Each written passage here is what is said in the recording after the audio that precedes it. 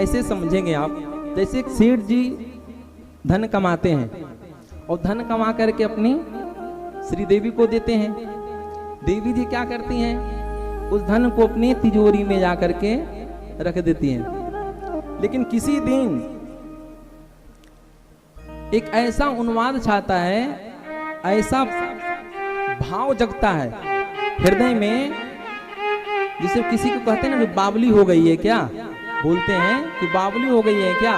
जो किसी दिन उन्माद जब छाता है तो वह सेठानी अपने अट्टालिका में चढ़ करके अपने तिजोरी से धनों को निकाल करके, बंधुओं पात्र पात्र विचार न कुरुते, अपने सारे धन को लुटा देती है। जो व्यक्ति जीवन में 10 रुपये नहीं कमाता था, आज सेठानी की कृपा से किसी को 10,000, किसी को 5,000, किसी को 50,000 कैसे मिला, कृपा से मिल गया। जो व्यक्ति 5 रुपये नहीं कमा पाता था, 10 रुपये नहीं कमा पाता था, आज उनकी कृपा से 10,000 उसको प्राप्त हुए। उसी प्रकार से हमारे गोविंद, हमारे प्रभु लीला पुरुषोत्तम है। नाम रस लीला धामों को एकत्रित करके, संगठित करके अपनी प्रिया किशोरी जी को दे देते हैं। किशोरी जी इसको संभाल के रखिएगा।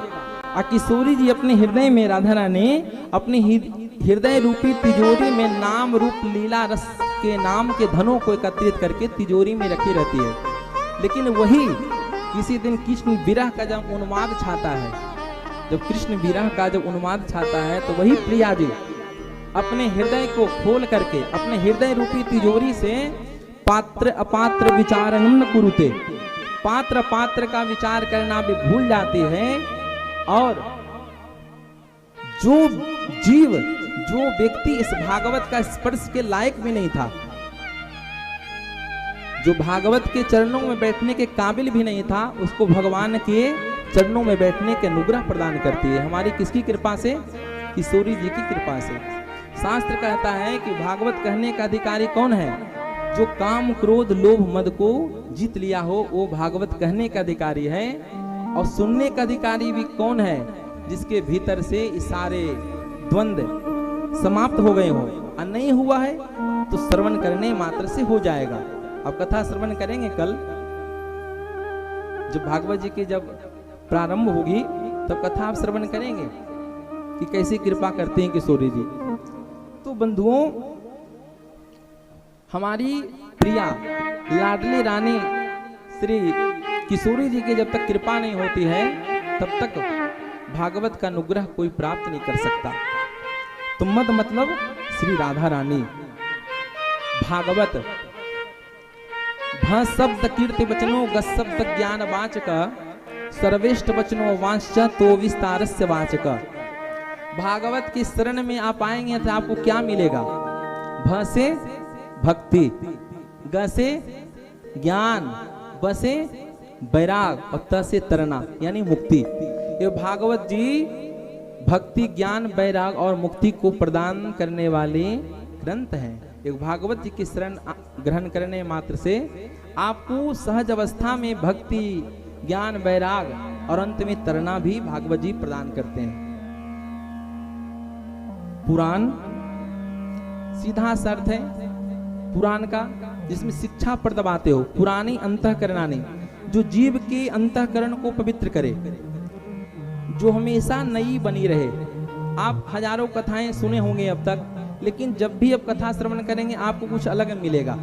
हर एक वक्ताओं का अपना अपना भाव, क्योंकि जो कथा है बंधुओं, जो वक्ता जब व्यासपीठ पर बैठता है, तो हमारे सामने जो मुरली टंगी हुई है ना, बंदी है यहाँ, मुरली बस मुरली बन करके वक्ता बैठता है। सारी भूमिका हम बना करके आते हैं कि जाऊंगा, कहा गया है वक्ता को कहा गया भूरी दाजना। वक्ता अपने श्रोताओं को सर्वस्व प्रदान करना चाहता है, नए नए पुष्पों को चयन कर करके, नए नए ग्रंथों से अवलोकन करके कि अपने श्रोताओं को अच्छे से अच्छे ढंग से समझा करके भगवान में लगाएं। ऐसा परिकल्पना होती है। जब से आपकी कथा प्रारंभ हुई, मतलब कि फाइनल हुई, तो एक मन में उत्साह, मन में एक उमंग, क्योंकि इस खरसिया में बंधुओं, खरसिया में नहीं, छत्तीसगढ़ में हमारी ये पहली कथा है। गोविंद की कृपा से 14 कथा हम कहीं और किए हैं। जैसे अभी कुछ दिन पहले हम कलकत्ता में कथा करके आए गोविंद की कृपा से, 2-3 महीना पहले। लेकिन छत्तीसगढ़ में आज तक ऐसी कृपा नहीं हुई थी। गोविंद की कृपा से आज अपने क्षेत्र में अपने लोगों के मध्य में कथा कहने का सौभाग्य। जैसे एक पुत्र अपने माँ से कहता है, माँ ये देखो ये क्या लिखा हुआ है, ये क्या लिखा हुआ है। पिताजी से कहता है पुत्र। उसी प्रकार से बंधुओं एक भाव अपनों को अपने के बारे में बताना है कि भगवान ऐसे हैं, ऐसे उदार भगवान हैं। कहते हैं ऐसे क्यों उदार जग माही, बिन से माजो द्रवहि दीन पर राम सरिस को नाही। हमारे राम और कृष्ण के जैसा दूसरा उदार कौन होगा।